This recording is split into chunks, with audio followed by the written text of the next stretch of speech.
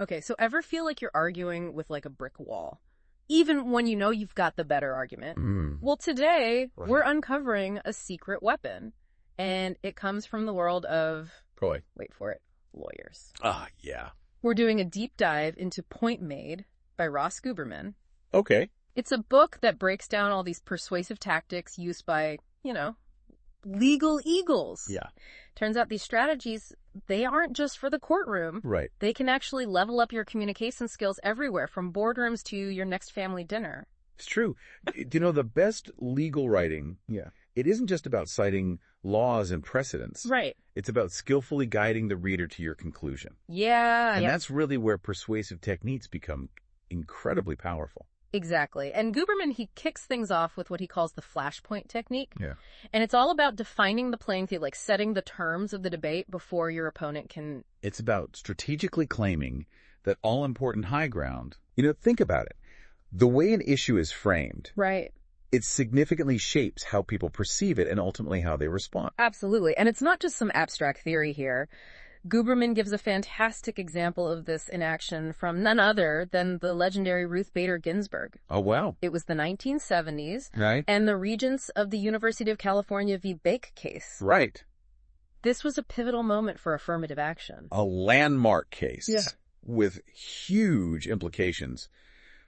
The way the legal question was worded could have made or broken the argument. Exactly. Now imagine the question posed like this. Does the Constitution compel the university to adopt a special admissions program? Okay. This sounds pretty forceful, right? It does. It creates a sense of obligation. Right. Potentially putting those arguing for affirmative action on the defensive right from the start. Now watch what Ginsburg does in her amicus brief.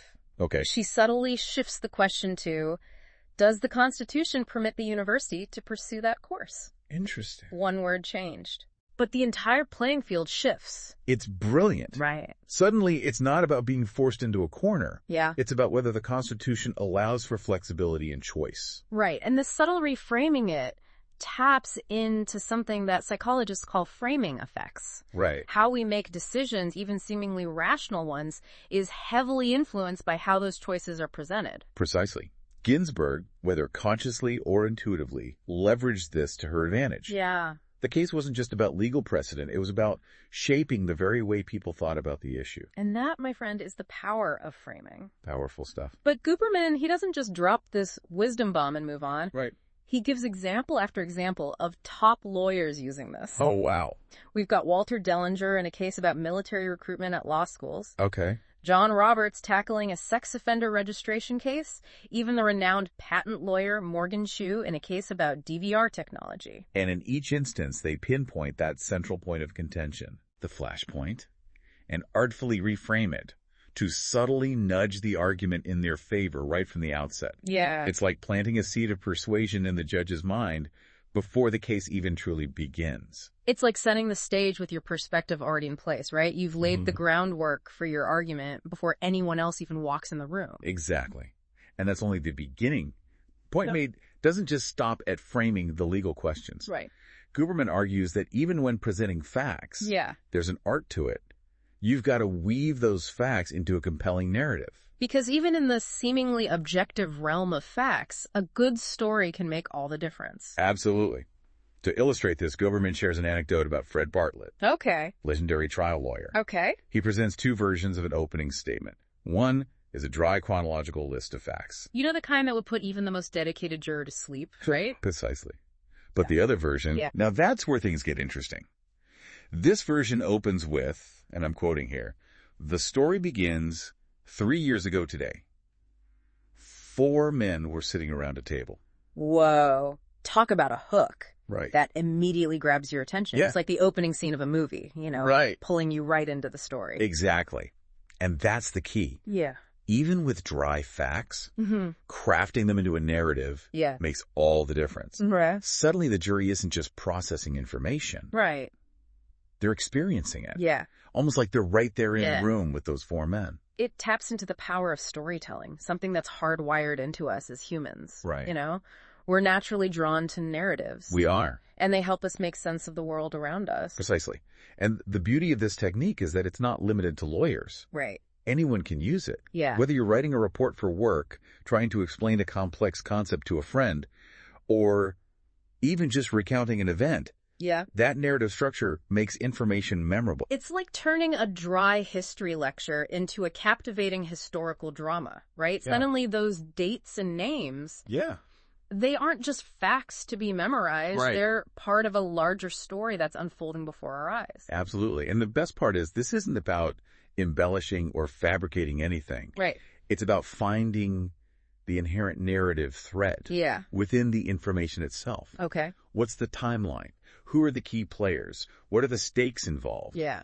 By structuring information in this way, you transform it from a jumble of facts into a cohesive, engaging story. It's like taking a jumbled jigsaw puzzle and revealing the complete picture. Yes. Right? Yeah. And Guberman, being the persuasive writing guru that he is, he doesn't stop there. He doesn't. He dives even deeper, outlining 7 specific techniques for crafting persuasive fact sections. Each one is like a surgical tool designed to enhance a specific aspect of your writing. Yeah. We might not have time to unpack them all today. Oh, I know. Where do we even start? Recto. Okay, one that really caught my eye is the end with a bang technique. Okay. It reminds me of that feeling you get when a movie ends on a powerful note. You know, leaving you with something to chew on long after the credits roll. It's about crafting a lasting impression, leaving the reader with a resonant thought or image that cements your argument in their mind. You want your argument to be the last thing they think about long after they finished reading. It's like planting a seed of an idea that continues to grow even after your presentation or email is over, right? Exactly. Yeah.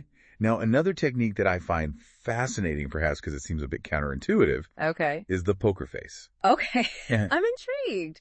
Tell me more about this poker face technique. So we often think of persuasion as this battle, where we need to present an ironclad case, never admitting any weaknesses, but sometimes strategically conceding a point can actually make your overall argument stronger. Right. It's like you're disarming your opponent by anticipating their counter arguments and addressing them head on. Yes. It's as if you're saying, look, I've considered all sides of this issue, and here's where I'm willing to concede a point. Precisely. Yeah.